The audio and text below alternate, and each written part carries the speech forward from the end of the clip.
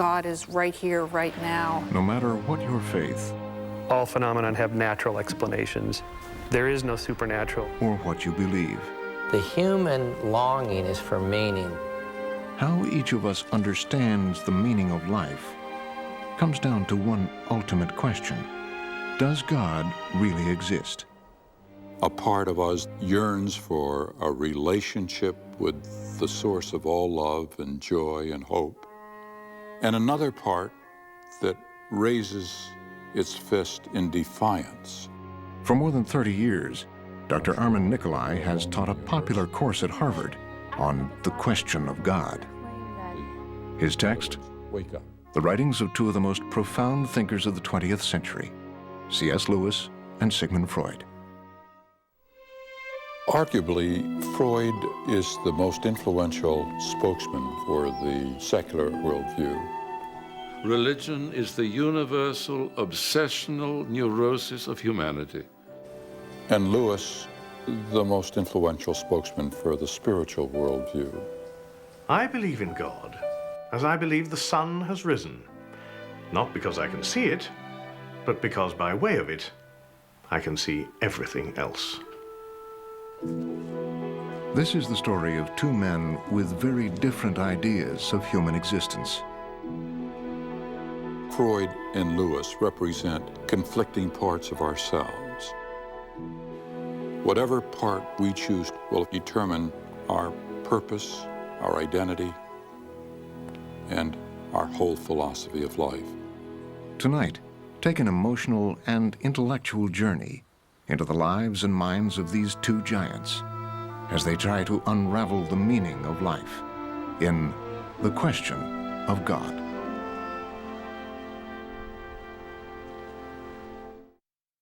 Funding for this program was provided by Lawrence Rockefeller, the John Templeton Foundation, the Arthur Vining Davis Foundation, the Paul Montrone Foundation, Tom and Gert Phillips, the Service Master Company. Funding is also provided by these funders: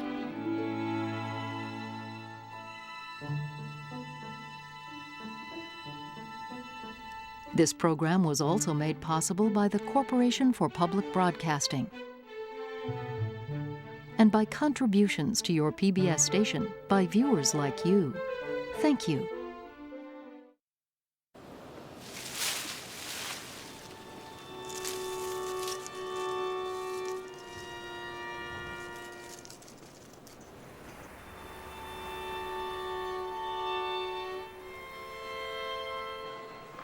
All over the world, people are asking the same questions.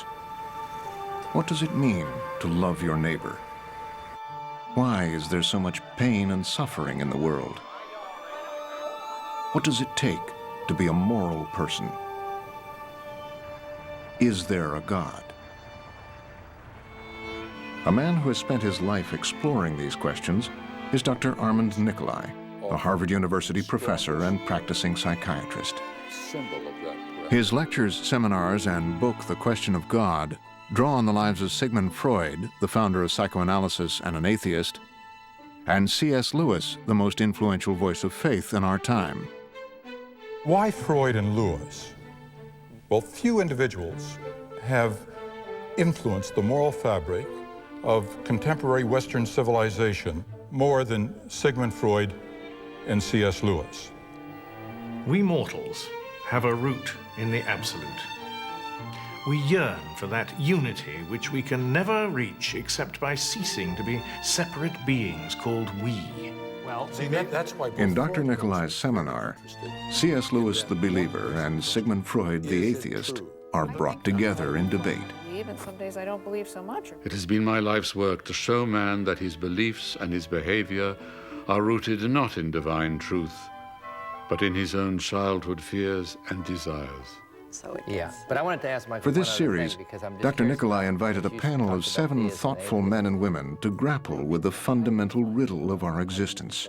Whether we realize it or not, all of us possess a worldview. we make one of two basic assumptions. We view the universe as an accident, or we assume an intelligence beyond the universe who gives the universe order, and for some of us, meaning to life. To me, there is an order for the way things are, and the central question is whether you want to say that the orderer is God. That's another thing. Can I jump in for a second? Sure. I think that order doesn't necessarily mean intelligence. Right. And intelligence, consciousness. Throughout the series, we will move from their debate into episodes from the lives of Freud and Lewis. The panel will discuss issues of faith and doubt in their own lives. A large part of me, at many times, for a lot of reasons, has wanted to not believe, because it would be so much easier in many ways. The question is, I think, for me anyway, to what extent can somebody foist their beliefs on others or claim that their beliefs are true and that your beliefs are false? Right. Well, that's a real, that true for you or true for all? I have experienced God, and I can talk from my experience, and I can trust, as you say, and I have surrendered to that trust. Naturalism is my philosophy, that all phenomena have natural explanations. There is no supernatural. There's just the natural and stuff we can't yet explain. We're all betting on something, and we have incomplete information to place that bet. Ever since I've been a little girl, I've had very powerful experiences of God's presence. Let's look at these early life experiences as they occurred in Lewis's and Freud's lives.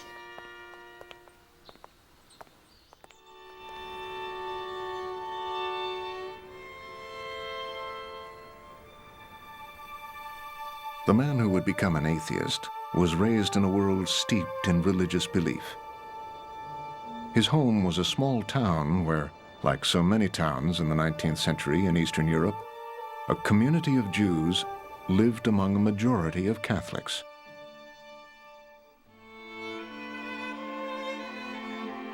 It is not easy to recall those early days.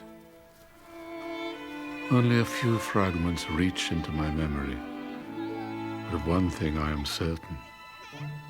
Deep within me there continues to live the happy child from Freiburg, the son of a youthful mother, the boy who received from this air, from this soil, the first indelible impressions.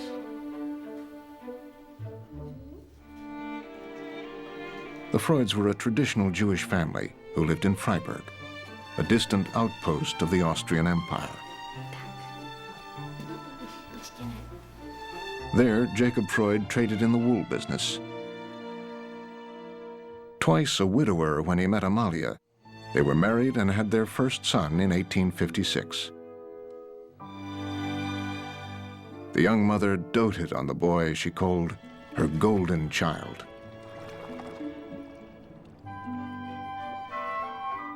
I have found that people who know they are favored by their mother give evidence in their lives of an unshakable optimism, which often seems like heroic attributes and brings actual success to their possessors. For Sigmund, as for everyone at that time, religion, education, and family were woven together. I was still a young boy when my father started to teach me to read, using the Bible to instruct me in both German and a Hebrew of our ancestors. Freud had a very close relationship with his father. He was home instructed, probably till almost the age of 9. And as he wrote later, Freud became very immersed in the Bible and in studies of the Bible. He identified with significant figures in the Bible. I'll just mention two that were very important. One was Joseph, who interpreted the Pharaoh's dreams, and Freud later became the interpreter of dreams. The other one was Moses, a very powerful identification with Moses. I think he saw himself as a kind of modern Moses, bringing a new understanding to humanity. The young Sigmund felt the strong emotion of faith from his nursemaid, a devout Catholic. My nanny was an elderly but clever woman from the town who told me a great deal about God Almighty and hell. She took me to church. When I got home, I would preach and tell my family what God Almighty does. He lost the nanny abruptly. He was told that she was caught stealing, supposedly from him, a story that to me is not believable. Something else must have happened, but we don't know what. The story he was told is that she was sent to jail for 10 months. He was quite desperate about her disappearance. He turned to his father as someone to help him and be with him, replacing the companionship, affection that the nurse had provided for him. However, catastrophe happened once more.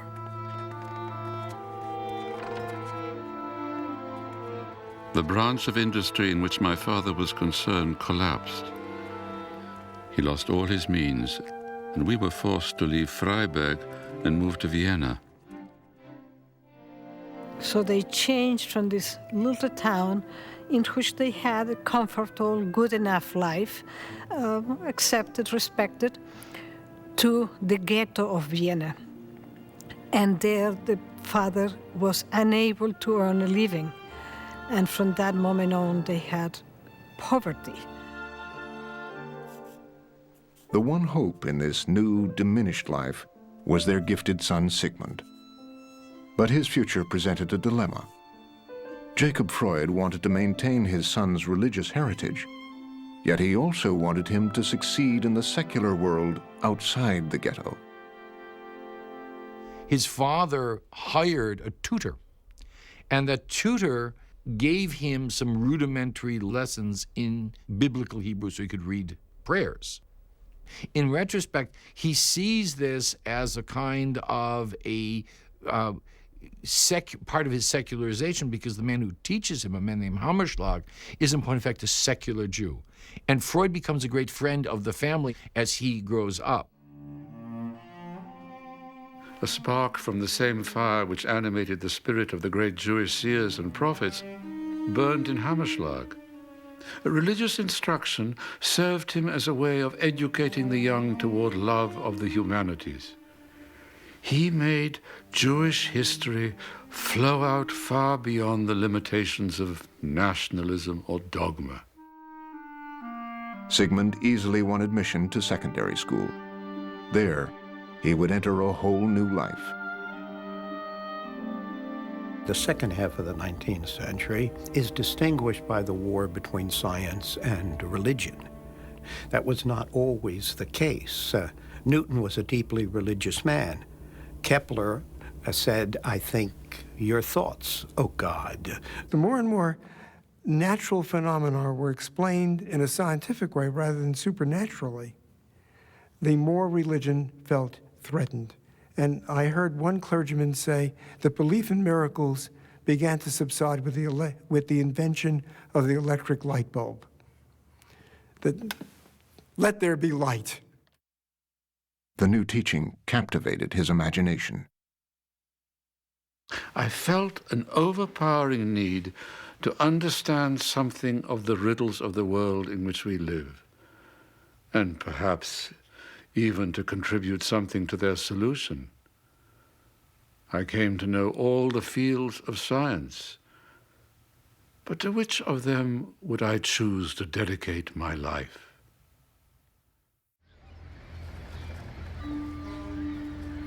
Clive Staples Lewis tells us his own life story with a purpose. His is a journey toward belief in God. He was born in 1898, 42 years after Freud. He grew up in Belfast, Northern Ireland. His grandfather was a Protestant minister. His father, Albert, a lawyer. His mother, Flora, was a mathematician.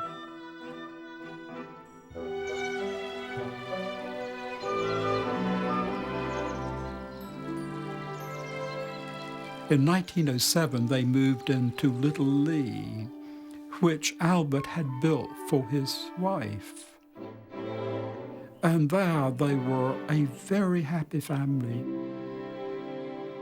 I think Flora knew her son better than the father did. She gave him a good foundation in Latin and in French and in English.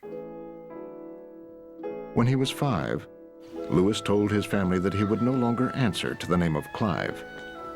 They were to call him Jack. I am a product of empty, sunlit rooms, indoor silences, attics explored in solitude. Here, my first stories were written and illustrated. Afternoon, boys. They were an attempt to combine my two chief literary pleasures, dressed animals and knights in armor.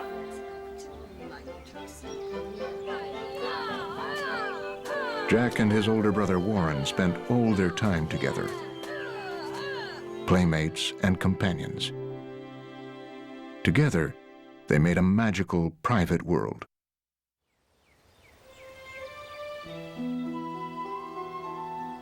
Once, in those very early days, my brother Warren brought into the nursery a box which he had covered with moss and garnished with twigs and flowers.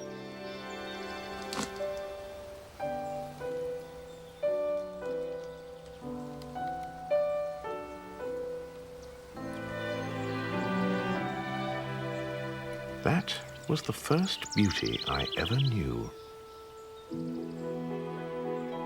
It made me aware of nature as something cool, dewy, fresh, exuberant.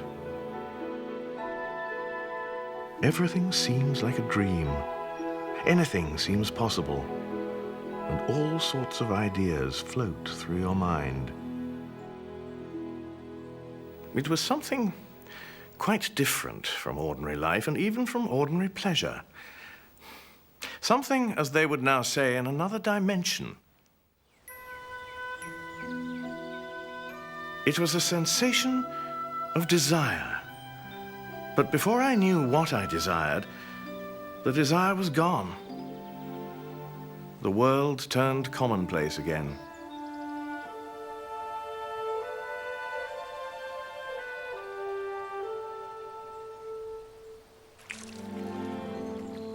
Throughout his life, Louis would often remember the feeling aroused in him by the toy garden. He named that feeling joy. There's a pang of desire that this garden brings back, as though he once was someplace which is now beyond his reach. It's lost to him, and he wants desperately to return to that.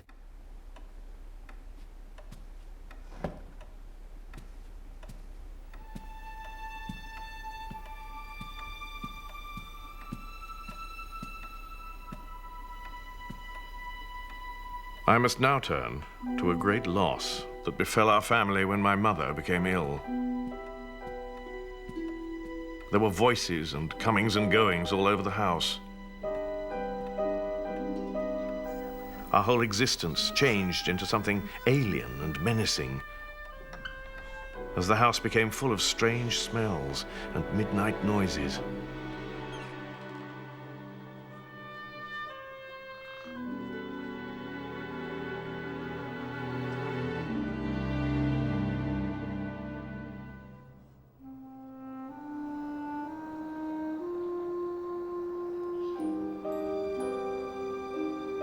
I remembered what I'd been taught, that prayers offered in faith would be granted. I set myself to produce by willpower a firm belief that my prayers for her recovery would be successful.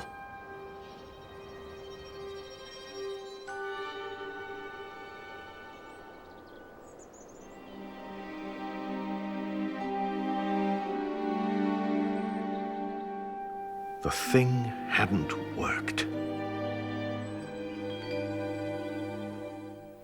With my mother's death, all settled happiness, all that was tranquil and reliable, disappeared from my life. And there has never been, really, any sense of security and snugness since. I've not quite succeeded in growing up on that point. There is still too much of Mummy's lost little boy about me. My father's good qualities, as well as his weaknesses, incapacitated him for the task of bringing up two noisy and mischievous schoolboys. Albert was distraught. Now, we all know that if possible, the survivor needs to be strong for the children. But in this case, I think the children were simply partly devastated by the fact that not only had their mother died, but their father was falling apart in front of them.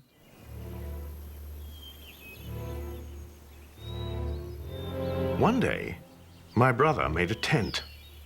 He used a dust sheet from the attic and a stepladder taken from the house and turned into tent poles. My father came home from work. Then the lightning flashed and the thunder roared. He said he would close the house and we should be sent away to America.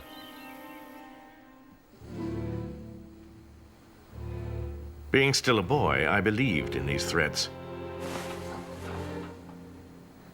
I would awake at night, and if I did not immediately hear my brother's breathing from the neighboring bed, I often suspected my father and he had secretly risen while I slept and gone off to America, that I was finally abandoned.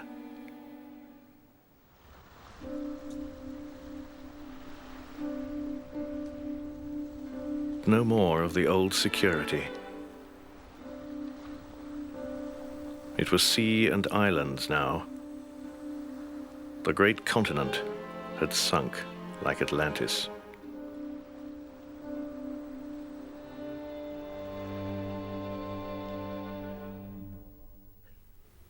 The most heart-wrenching episode in all of Lewis's literature, I think, happens in The Magician's Nephew, when the little boy picks the apple that Aslan sent him for and knows that his mother lies dying at home in England and realizes that this magic apple could cure her.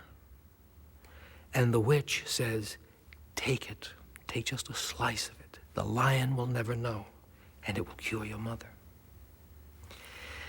But the little boy Diggory doesn't do it. He brings it back to Aslan and is so surprised when Aslan gives him a piece and says, take it back. Well, the little boy takes the apple back to his dying mother and gives it to her. And we see the middle-aged C.S. Lewis writing in his book of fantasy what he couldn't achieve in life. Jack Lewis was sent to boarding school in England. He had lost his mother and been abandoned by his father and the faith that had failed him.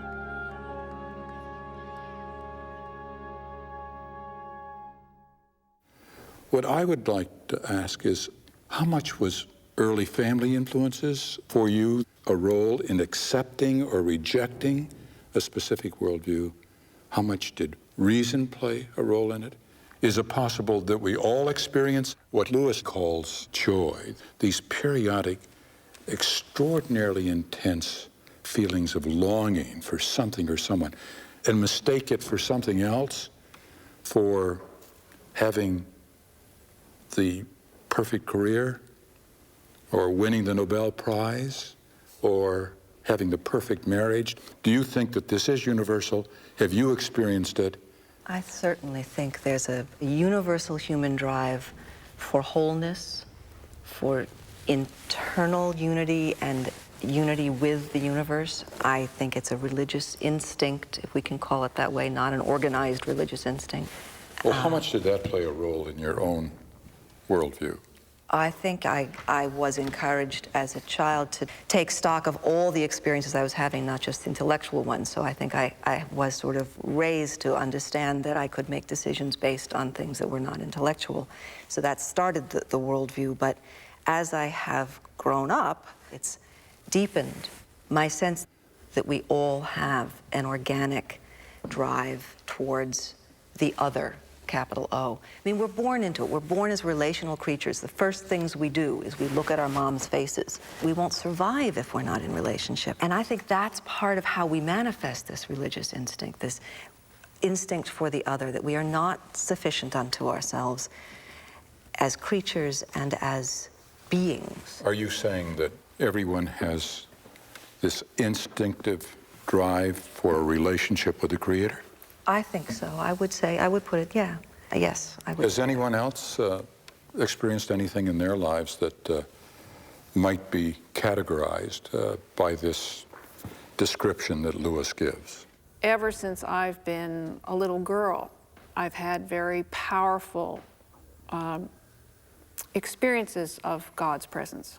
And on the other hand, when I went to college, by Thanksgiving of my freshman year at the University of Pennsylvania, I came home and told my parents I was an atheist because I had just encountered the scientific worldview, and I said, whoopee, that's great. I don't have to believe all that stuff. And then at a certain point, I began to do Buddhist meditation because Buddhism is a non-theistic religion.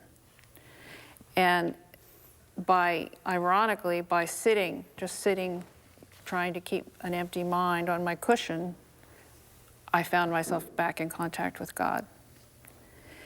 And had I not done this practice from another faith, I wouldn't have had this experience that I could trust as an authentic experience, because it wasn't some priest or minister telling me what to believe. It was just me on my cushion, alone in a room. I decided to recognize that what I was experiencing was not an empty mind, but the divine presence. The greatest moments that I've experienced spirituality has been seeing people who make that life commitment to sort of break the momentum of living in a capitalist society, who say, okay, I'm going to try to create order in this society. I'm going to use my life to try to create peace. That's the transformative moment for me. It's not in churches for me. It's not.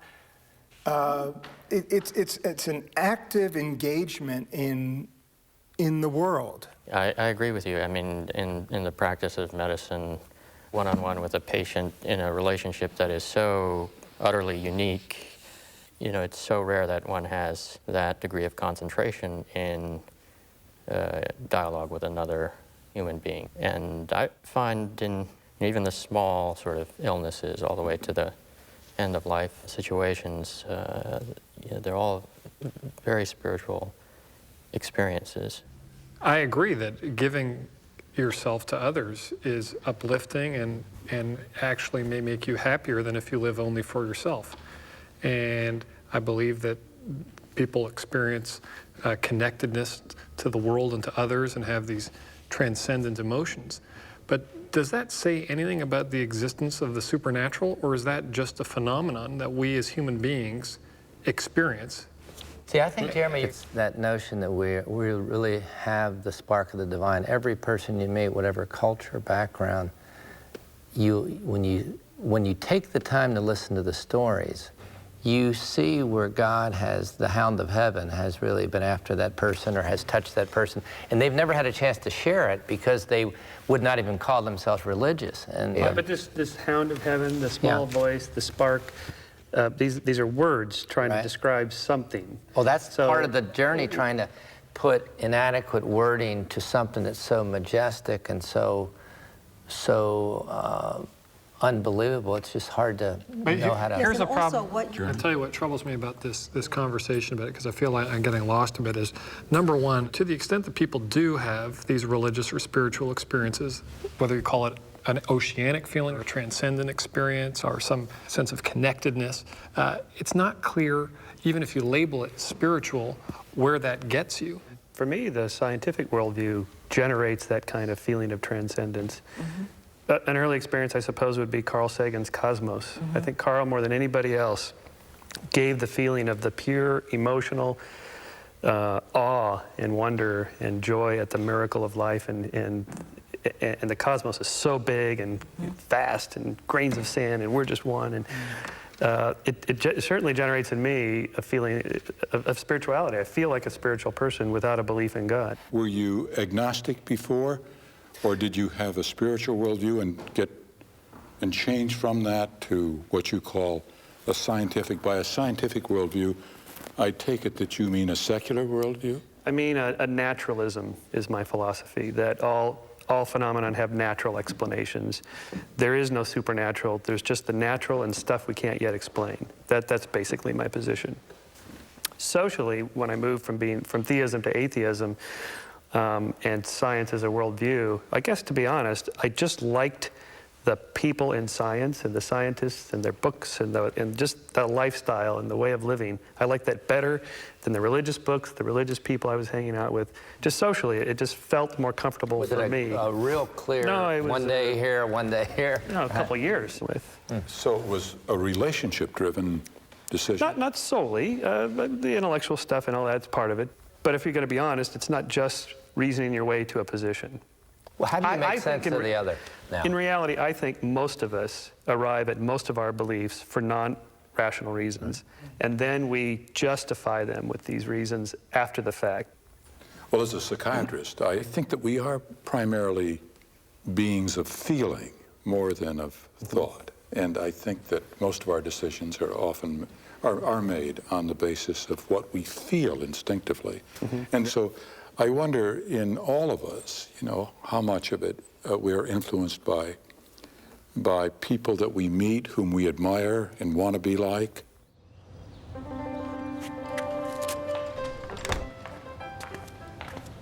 Freud's mentors were from the new world of science.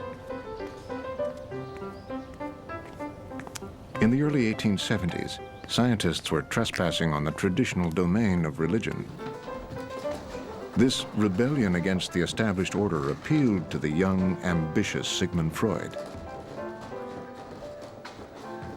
Freud enters into the university at a point where materialism, the notion that our bodies are collections of chemicals and chemical processes, has been victorious.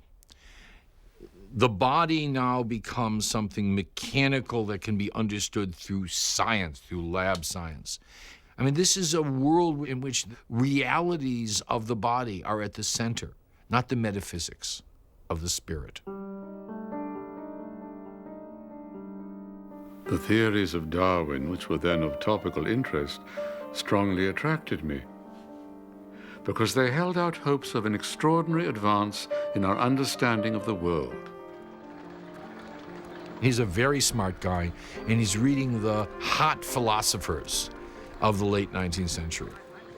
He reads Feuerbach, he reads, or at least learns about Nietzsche. They argue that human beings have to be understood as biological entities in the world. Freud's passion was science. But the material world didn't replace his old love of the humanities. Along with biology and mathematics, he also chose a class on religious belief given by the philosopher Franz Brentano, a former Catholic priest. Brentano demonstrates the existence of God with as little bias and as much precision as another might argue the advantage of the wave over the emission theory. Franz Brentano is one of the cult figures at the university when Freud is studying. He's a guy who has this kind of charisma that we associate with the great teacher. Brentano's philosophy is, in point of fact, a kind of a throwback philosophy. It's a philosophy that is, to be simplistic about it, romantic in its attempt to tie up every aspect of the universe. I hope that in the end, you will all be more persuaded that a casual study of philosophy leads us away from God. But to delve more deeply into it is to be led back to Him again. I have not escaped from his influence. I am not capable of refuting the simple theistic argument that constitutes the crown of his deliberations. Indeed, I am making a thorough study of his philosophy. Meanwhile, I reserve judgment as to the question of theism and materialism. Freud, not only with Brentano, but with others, and especially within himself, contemplated and reflected upon the whole question of the proof of the existence of God, or the converse, disproving the existence of God. He came to the conclusion that it was not possible to definitively prove or disprove God's existence because it is not really a scientific question. Faced with the material world and the spiritual, Freud made his choice. I found rest and satisfaction in the physiological laboratory of the great Ernst Brücke. For 6 years, through painstaking study, I learned the importance of observation in science. This was the foundation of everything. Through the end of the century, there are all sorts of major discoveries about the mechanics of the nervous system, and Freud is right in the middle of that. Freud's a neurologist. He learns how nerves work. When Freud goes off and studies the nervous systems of primitive animals, he's doing cutting-edge work. But his years in pure research ended in disappointment. My teacher strongly advised me, in view of my bad financial position, to abandon my theoretical career. I followed his advice, left the laboratory, and entered the general hospital, where I became a junior resident. Freud is establishing himself as a physician. He wants to be a professor, but this is really difficult.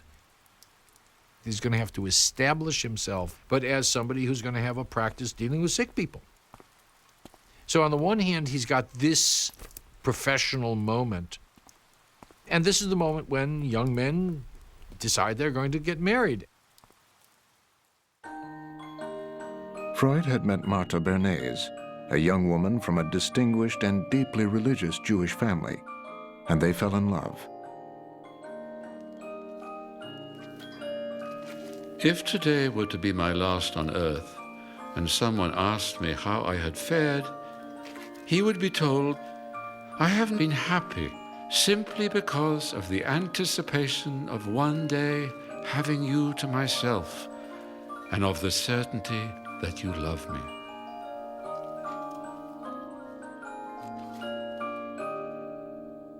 Freud worked hard to save money while he courted Martha.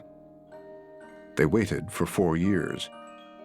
But when they finally married, Freud would not allow Martha to practice her faith in their household.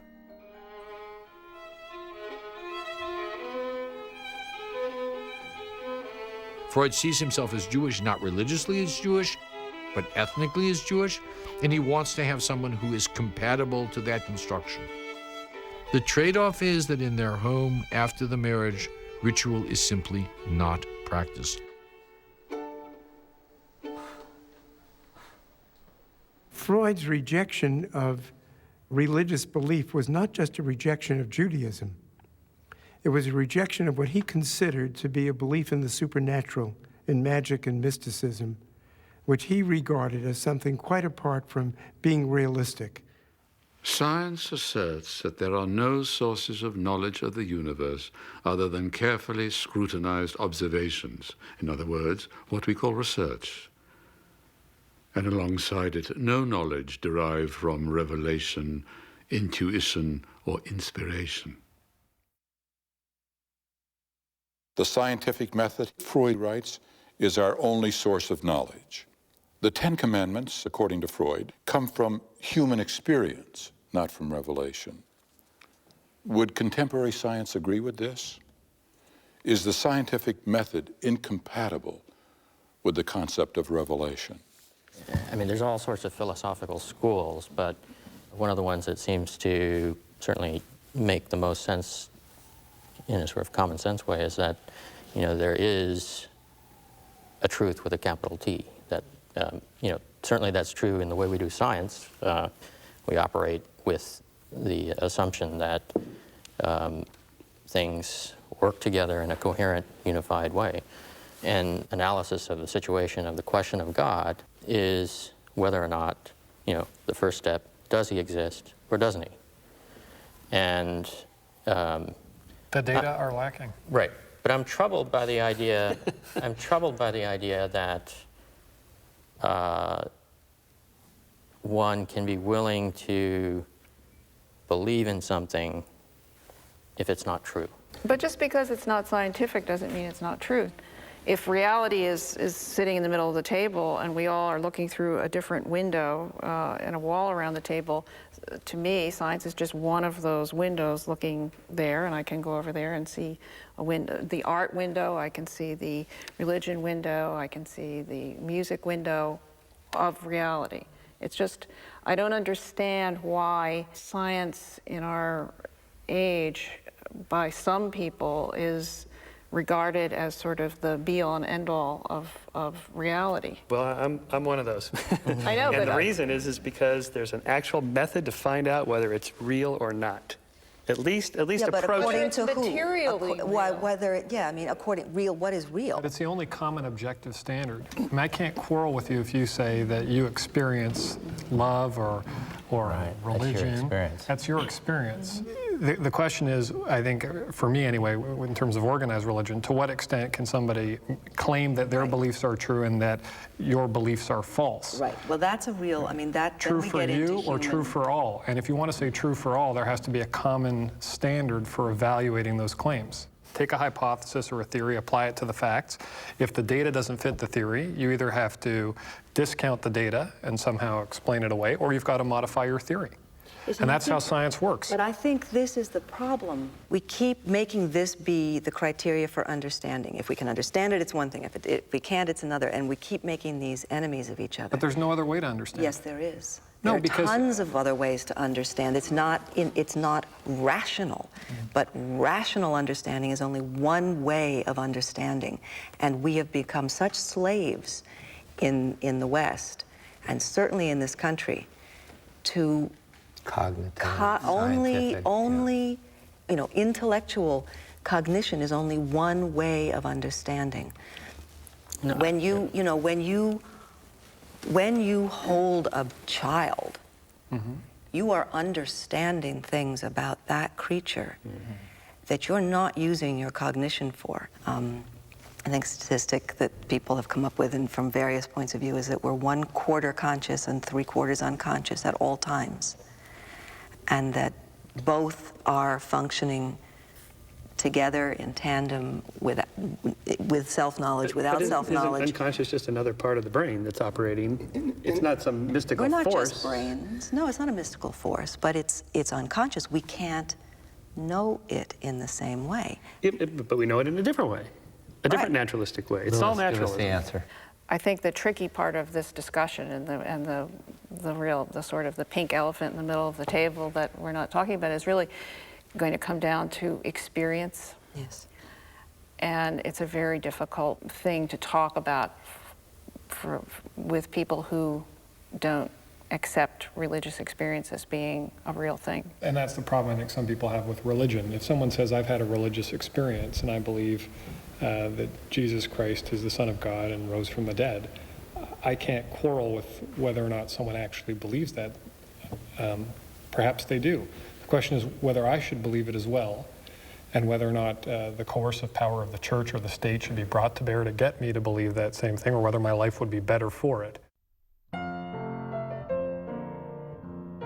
When he went to boarding school, C.S. Lewis reacted against what he felt was a disappointing and dull religious faith. The fussy, time-wasting botheration of it all. Hymns were extremely disagreeable to me. Of all musical instruments, I liked the organ least. Christianity was mainly associated, for me, with ugly architecture, ugly music, and bad poetry. School life was almost wholly dominated by the social struggle, to get on, to arrive, The rivalry was fierce, the prizes glittering, the hell of failure severe. I came to hate school. I never ceased by letter or by word of mouth to beg my father that I might be taken away. At last, when Jack turned 16, Albert, his father, agreed to take him out of school to study with a private tutor. His name was William Kirkpatrick, called the Great Knock by his students. If ever a man came close to being a purely logical entity, that man was the Great Knock. He had been a Presbyterian and was now an atheist. I suppose familiar with Gower's... The Great Knock had been Albert Lewis's tutor, had been Warren Lewis's tutor, was a very severe logician. You know, Lewis records his first meeting with the Great Knock and an attempt to make small talk. So he said something like, it's a nice day. And the Great Knock said, what do you mean by nice? And on what grounds do you attribute those qualities to this day? And Lewis realized that this is not a man to make small talk with. He was the very man who taught me to think. A hard, satirical atheist. A man as honest as daylight. His attitude to Christianity was, for me, the beginning of adult thinking. The impression I got was that religion in general, though utterly false, was a natural growth, a kind of endemic nonsense into which humanity tended to blunder.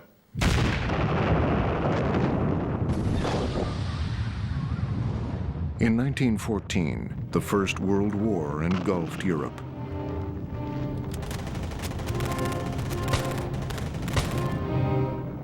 Three years later, at the age of 17, Lewis won a coveted scholarship to Oxford University. But before his freshman year was over, he decided to enlist in the British Army.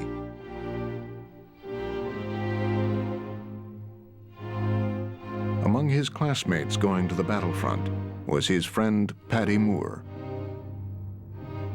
Lewis was a visitor to the Moore home and was received like a member of the family. And so they swore to each other the following. If one of them died and the other lived in the war, the survivor would take care of the dead comrade's family.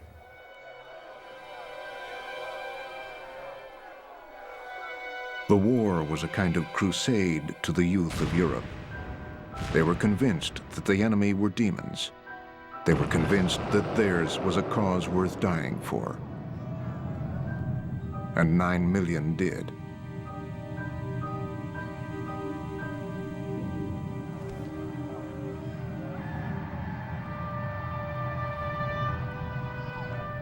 I have gone to sleep marching, and woken again and found myself still marching. The frights, the cold, the smell of high explosive, the landscape of sheer earth without a blade of grass, the horribly smashed men still moving like half-crushed beetles.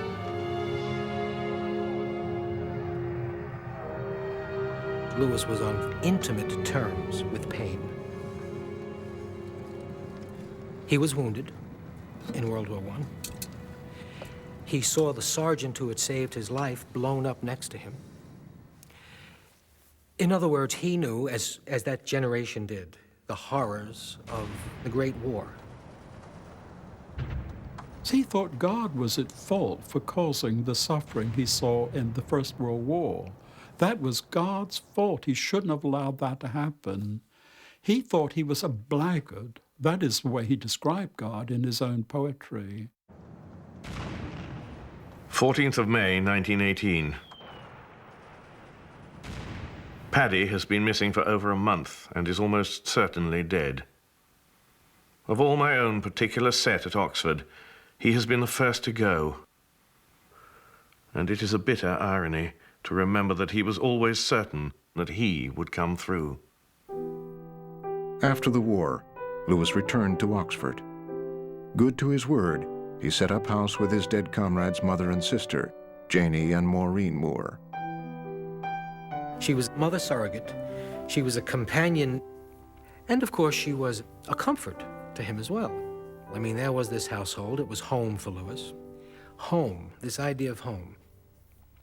This matters very much.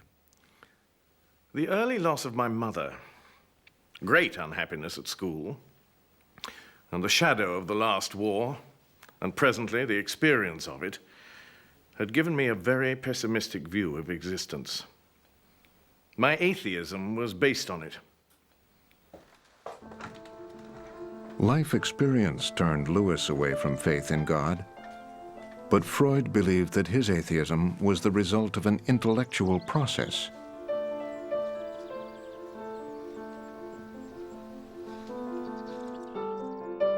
To the young Viennese neurologist, religion could not explain the complexity of the human condition. This problem led him to the most critical insight of his life and his work. Freud gets a fellowship to go to Paris, and he's going to go to Paris to work on neurological diseases of children with the man who is the world's greatest expert, a man named Jean-Martin Charcot. Charcot is working with hysterics. That is, people who have physical symptoms that don't seem to have a physical cause.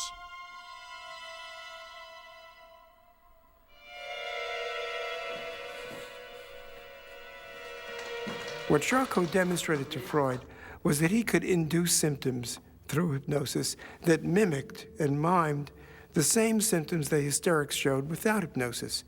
So he could induce paralysis, convulsions, blindness, and it made Freud realize there were mental processes that go on very significantly outside of conscious awareness. He puzzled about hypnosis. How is it that I can affect a human being's mind without his consciousness? What goes on here? That there's a powerful influence without the knowledge and the cognition of the patient. Freud returned to Vienna convinced that neurotics could be treated with hypnosis. Then he went a step further.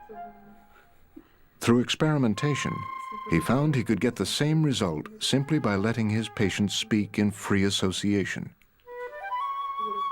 No one had tried that before. It's important to understand that Freud is trained as a materialist neurologist.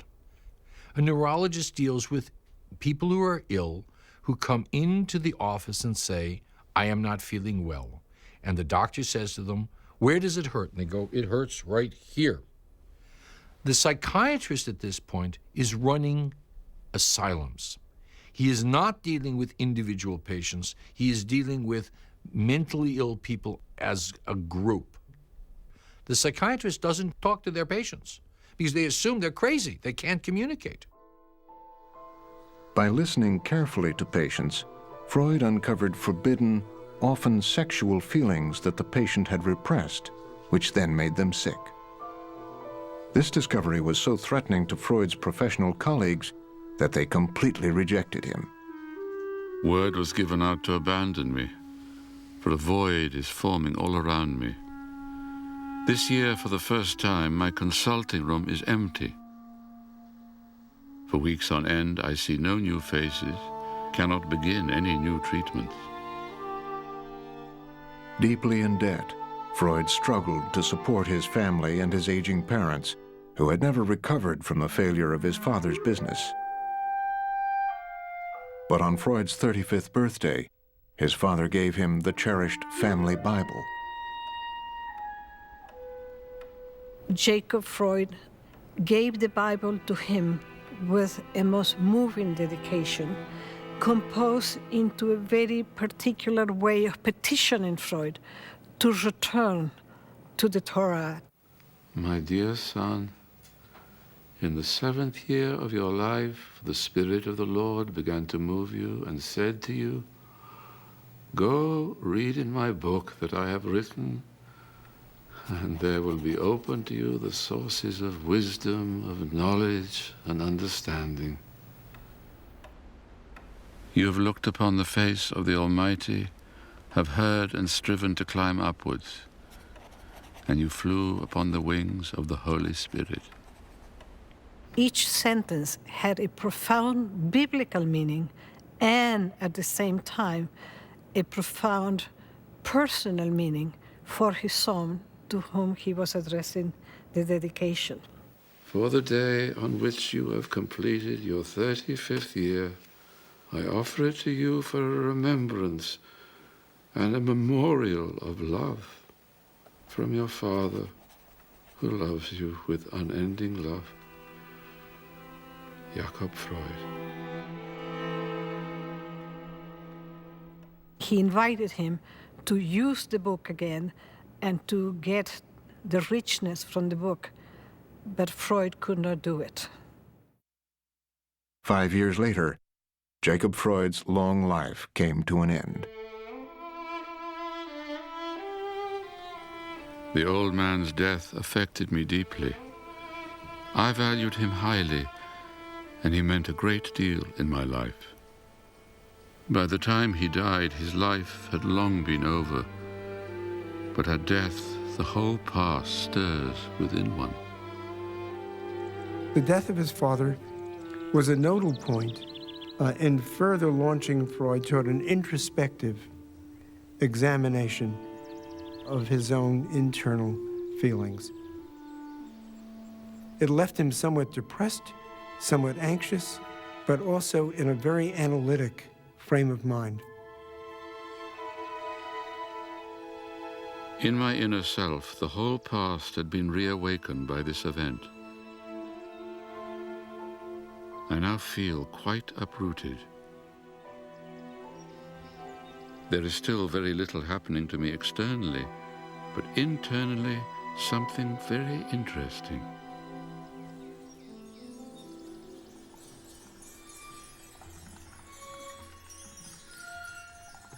I am led to my own dreams.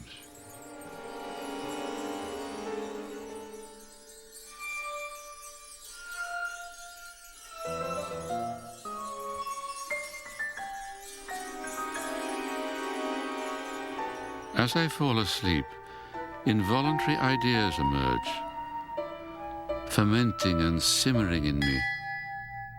Masses of bristling riddles lie round about.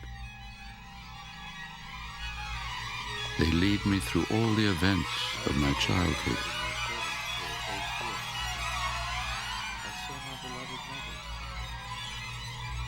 Since Freud primarily wanted to be the explorer of the unconscious, he raised the question, how can I get access to it?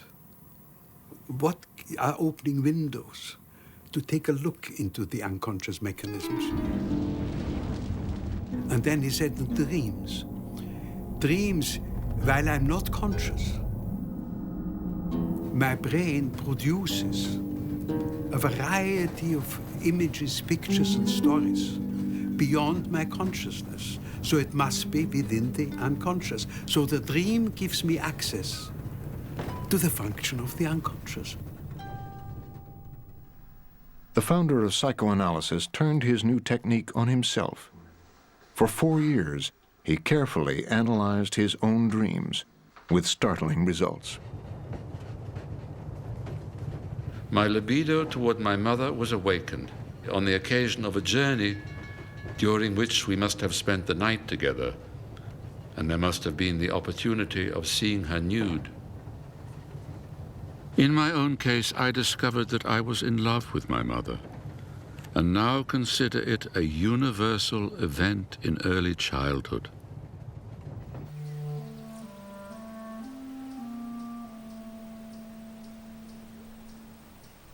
Through his dream work, he recalled a scene with his father that revealed his childhood admiration and disappointment in this powerful figure. My father began to take me with him on his walks and revealed to me his views on the world. One time he related to me a story that left a profound impression on my life, though not the one that he had hoped. He said he wanted to tell me how much better things for the Jews were now than before. Then he told me, "When I was a young man, I went for a walk in the streets of your birthplace. I had a new fur cap on my head. a Christian came up to me and knocked off my cap into the mud and shouted, "Jew, get off the pavement." I asked my father what he had done. He said, "I went into the roadway and picked up my cap." This struck me as unheroic conduct on the part of the big, strong man who was holding the little boy by the hand. The self-analysis revealed to Freud that he harbored ambivalent feelings toward his father. The feelings he had been aware of, respect, even veneration, love, admiration, coexisted with opposite feelings. They coexisted with feelings of disillusionment, disappointment, anger, resentment, and hostility. The hostility went so far as to include unconscious, before analysis, Freud was not aware of this, unconscious death wishes. He then began to understand that he also viewed his father as a rival for his mother's love. And that would lead us directly to Freud's analysis of the myth of Oedipus. It is the fate of all of us to direct our first sexual impulse towards our mother and our first murderous wish against our father. Oedipus shows us the fulfillment of our own childhood wishes. In that myth, Oedipus unwittingly, unknowingly, meaning unconsciously in our terms, marries his mother and kills his father. With the Oedipus complex, Freud theorized that people have their own internal mythology, created from their earliest childhood experiences. He thought that religious beliefs were merely projections of our own fears and desires. The child's attitude to the father is colored by a particular ambivalence. The father himself constitutes a danger for the child, perhaps because of its earlier relation to its mother. Therefore, it fears him no less than it longs for him and admires him. The indications of this ambivalence in the attitude toward the father are deeply imprinted in every religion. What Freud saw was that our Father who art in heaven and our Mother who art in heaven were the idealized parents of childhood. So the Heavenly Father, the Divine Mother, for Freud became the king and queen of fairy tales. God was the exalted Father, and the longing for the Father is the root of the need for religion.